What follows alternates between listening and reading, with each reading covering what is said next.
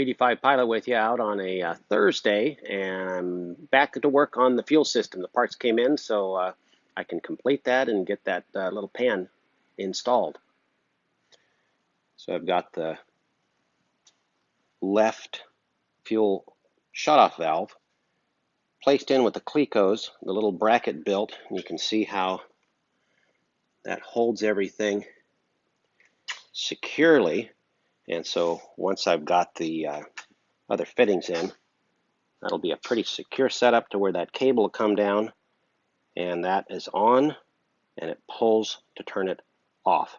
Stays in this position most of the time. Unless I need to shut the fuel off, I pull those red pull knobs on the instrument panel right there. I have a fire or I have a problem that I need to cut fuel off, I just pull both of those and that shuts my fuel off. Well, I did want to get into some Pro Seal and get some things permanently installed, but I do have a lot done today, so let's go take a look.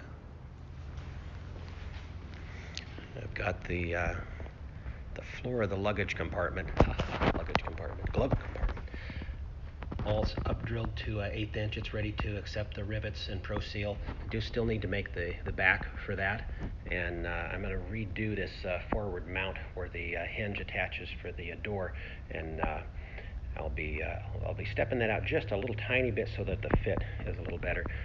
These other pieces are mostly ready for install as well, and so the pan that goes above that gear well area, you'll notice I've got the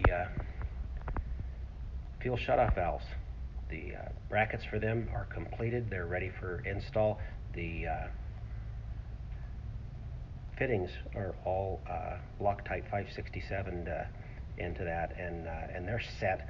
Although when I did hook up the fuel line, I did hook up some fuel lines to this because I've got those all measured and cut and made to size. I did not torque them down yet though, because I'm gonna save that for the last bit of install. Cables are hooked up. Cables are all run so that things operate. So let's look at a couple things. You'll recall my fuel shutoff are those two knobs, but now, although I still need to make the final bracket there, if I pull that, you'll see it shuts the fuel off. If I pull the other one, it shuts the fuel off. Now they need the support for them to push back down, and so that'll be the bracket that gets made back where the cable sheathing comes to an end there, and that'll securely hold them in place so they've got the correct coordination with the control itself. Now, if we watch the throttle, we'll see that the throttle moves, and even the choke moves. So all of that is mostly ready. I need to get the gascolator reinstalled, and that'll be the next set of 3/8 aluminum fuel lines I run down from these valves down to that gascolator. Let's look at it from underneath. Now in the final install, before I install the fuel lines right here, these have to remain off so that I can put those rivets in from the bottom to hold those in place. Then these will go on and finally get torqued.